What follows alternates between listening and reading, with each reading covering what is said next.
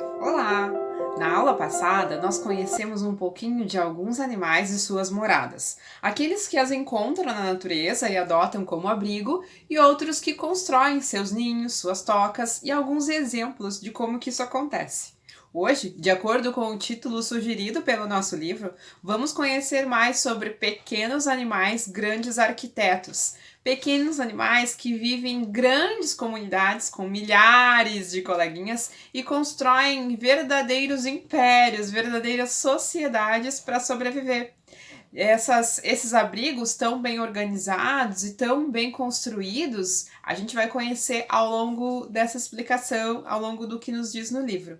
Com certeza, muitos deles vocês já até observaram no dia a dia de vocês, que são 3 exemplos ali, os mais claros, que são bem comuns para quem mora em cidades que têm grandes áreas rurais como nós, que a gente tem acesso a diversos habitats de animais, não é mesmo? Vamos lá, então? Um exemplo, então, são as formigas. Elas constroem abrigos e vivem aos milhares ou até mesmo milhões de indivíduos lá dentro. Esses abrigos servem para guardar alimentos e criar os filhotes. Ele é composto de diversos túneis e câmaras. As câmaras servem para guardar comida, lixo, ovos e existe uma câmara especial para a rainha. Vamos ver no livro? O livro nos traz, então, o exemplo do formigueiro. E lá nessa imagem, ele mostra muito bem quais são os primeiros compartimentos, né, as primeiras câmaras de um formigueiro. Então, essas partes maiores aqui, elas são as câmaras. E aqui nós podemos ver os túneis.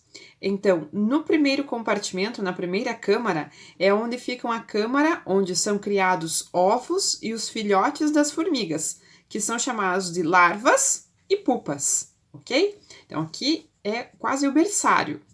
Na segunda câmara, é onde são cultivados os fungos que servem de alimento para as formigas.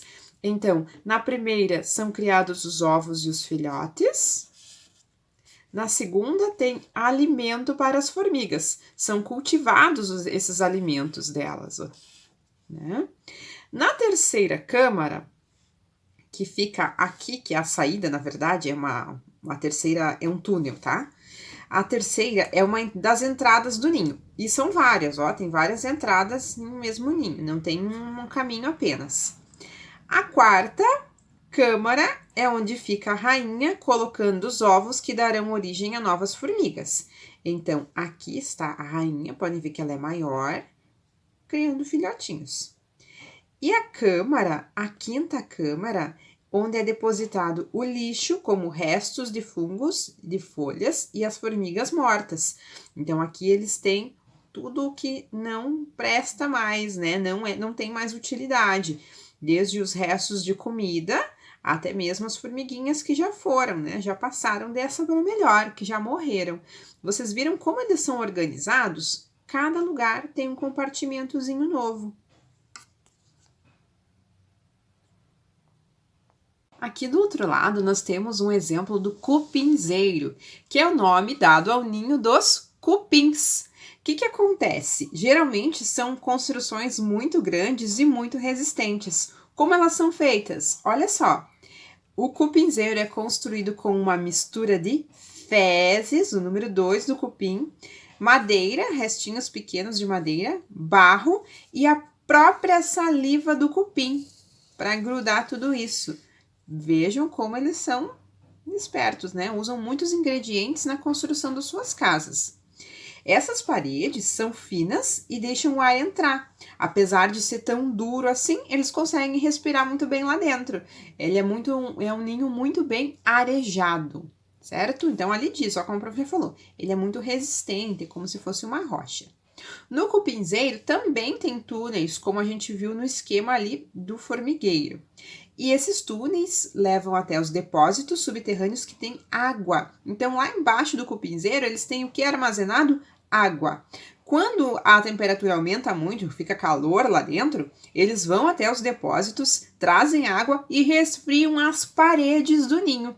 Aqui tem a imagem de um cupinzeiro lá na África. Olha a altura dele. Maior que uma girafa, não é mesmo? E aqui a nossa amiguinha está dizendo, isso que é trabalho em equipe. Vocês viram que tanto as formigas quanto os cupins trabalham em equipe?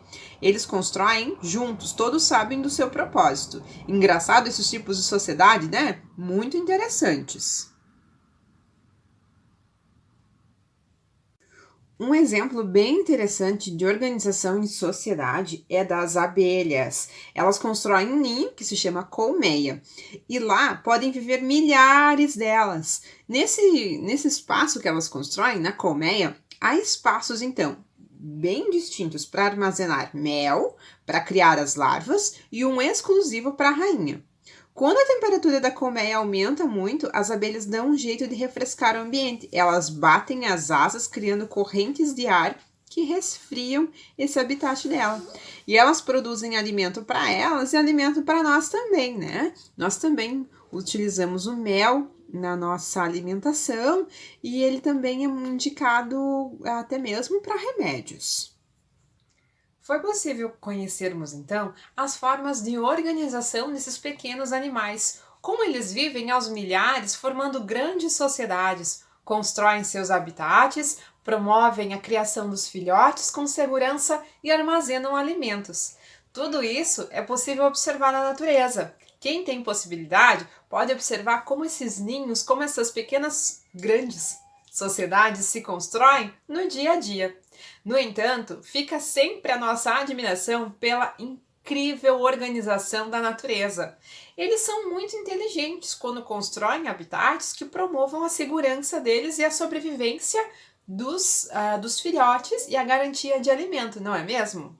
Seguindo observando tudo isso e relendo e observando os pontos mais importantes do texto que a prof mostrou e destacou com vocês, vamos agora responder as questões. Eu acredito que vocês vão conseguir, pensando sobre elas e olhando tudo no livro, responder cada uma delas que estão sugeridas no portfólio, ok? Bom trabalho, galera! Qualquer dúvida, a prof está à disposição. Na próxima aula de ciências, vamos falar um pouquinho sobre essas perguntas e as respostas que solicitava que vocês dessem, e aí vamos para o próximo conteúdo. Sempre revisando, sempre atentos ao conhecimento para saber mais, certo? Beijo, até!